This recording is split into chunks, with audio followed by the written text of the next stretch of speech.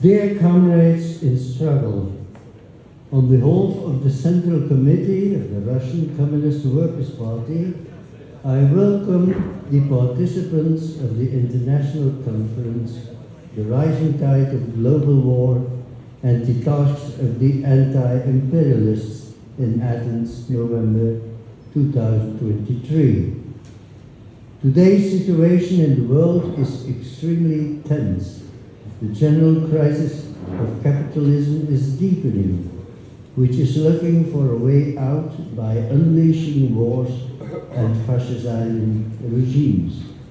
There are still pockets of confrontations in many regions of the world, around Cuba, Venezuela, Middle East, where unexpectedly the conflict has manifested itself clearly and in a very severe form, and we have to evaluate it based on the essence of this particular war and taking into account the foreign policy of the United States government aimed at preserving its world domination on the Korean Peninsula and so on.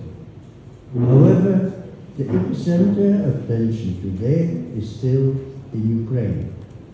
Today, as in Lenin's time, the attitude to the ongoing war in Ukraine is the main question of the socialist movement, because it's caused by the contradictions of the major imperialist forces, because dozens of countries are already involved in it, because there is a real danger of this war escalating into World War III with the use of nuclear weapons, because we are dealing with a revived and expanding modern fascism.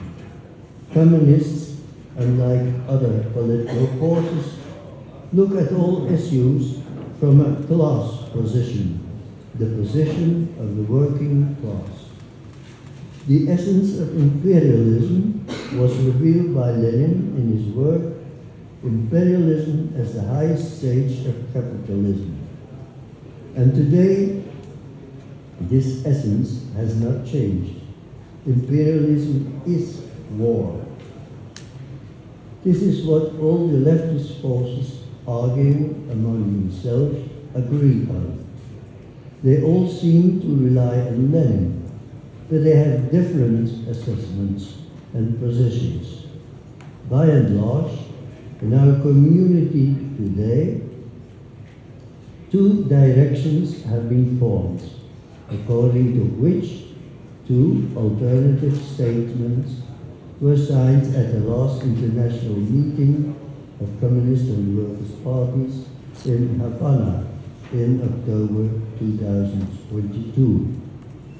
One is those who, in our estimation, have in practice mechanically applied the Bolshevik formulas of 1914, 1916 to the present situation and declared that a war imperialist for all participants, according assigning equal responsibility to all parties involved in the conflict. It is clear that these comrades called the special military operation an unacceptable Russian invasion in Ukraine. The second, to which our Russian Communist Workers' Party belongs, is those comrades who felt that the situation today is qualitatively different from the times of the First World War.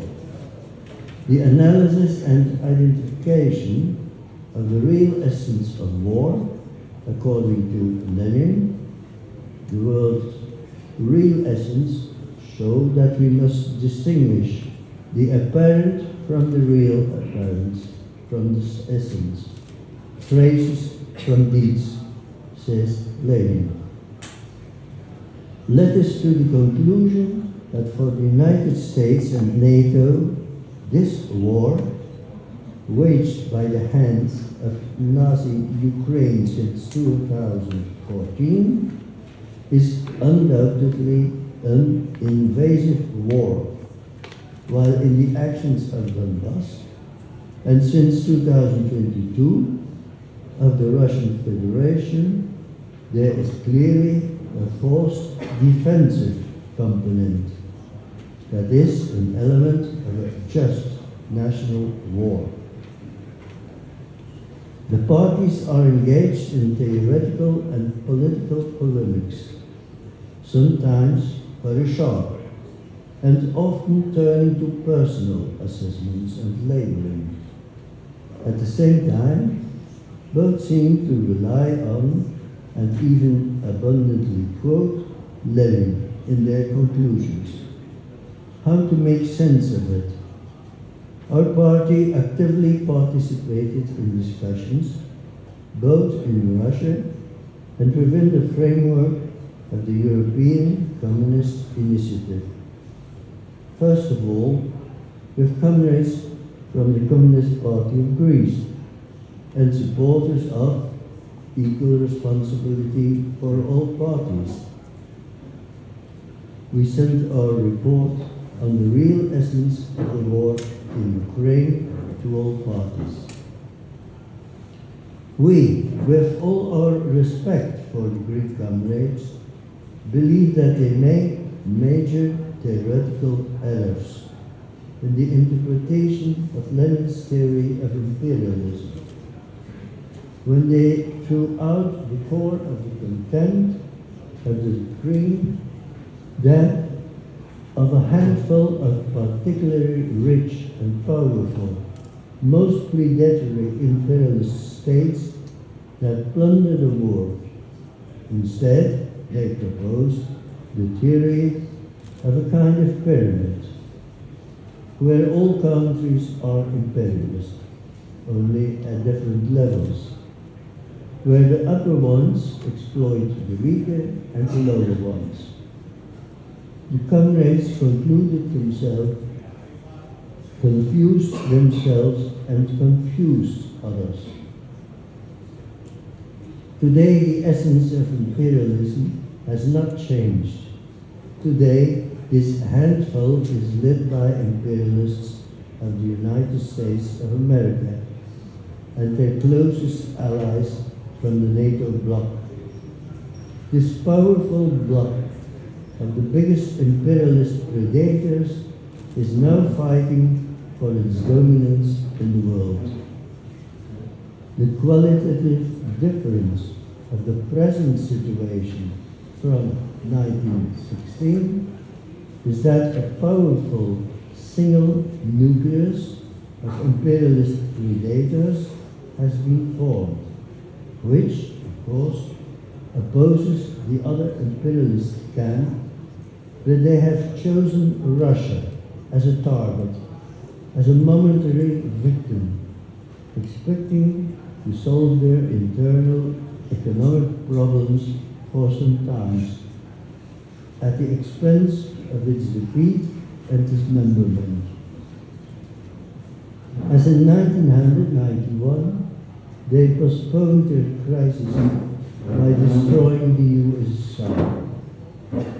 Therefore,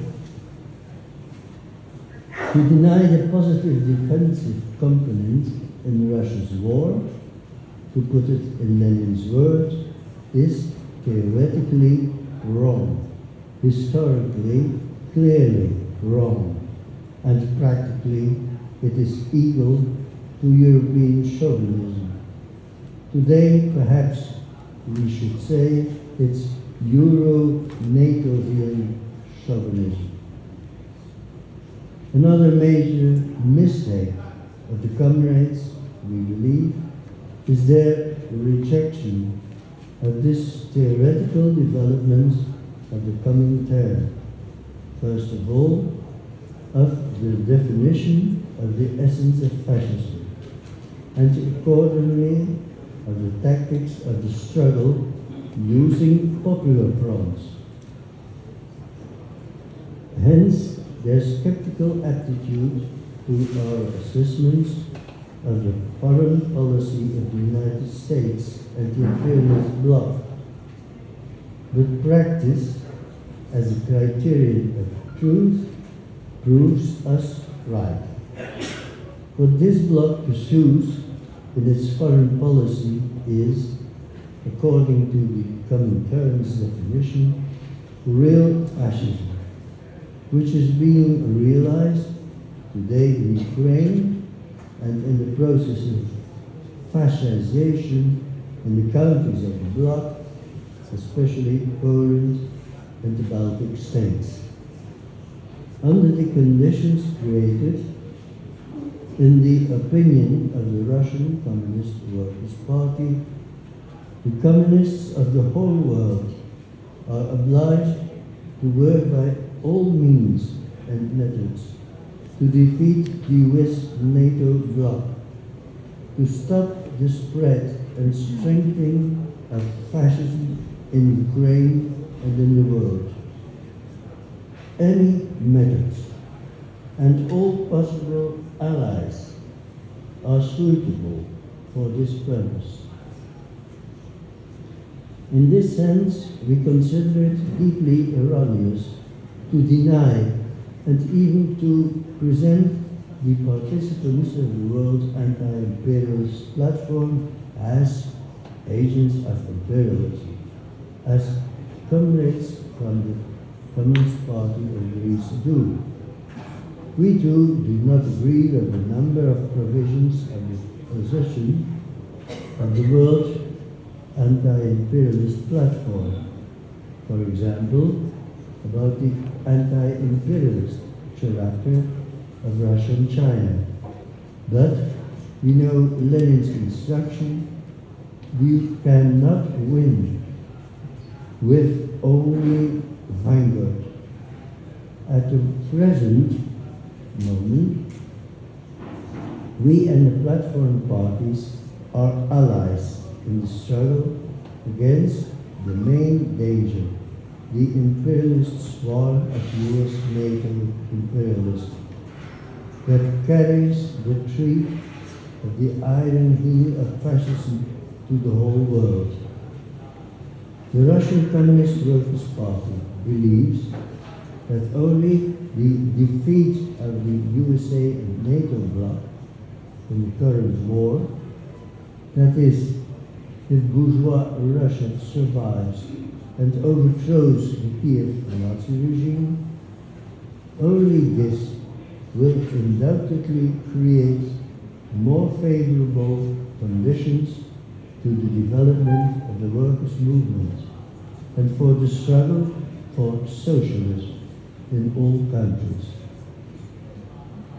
Therefore, we wish everyone success to sort out the situation and propose to continue our common struggle.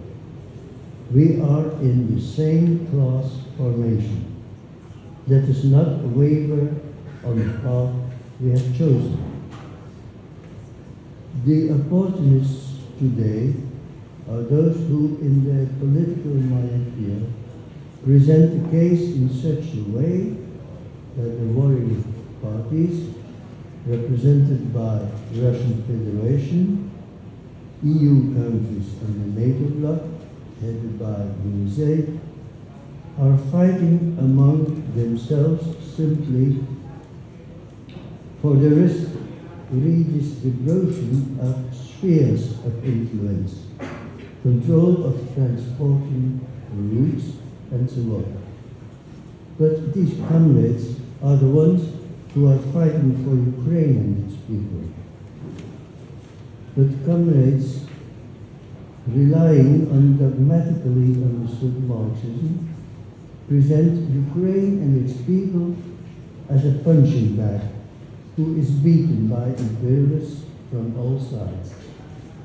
In fact, the position of these no-to-war people is reduced to placing equal responsibility on all warring parties, thus diverging from the responsibility of the main aggressor the US and NATO.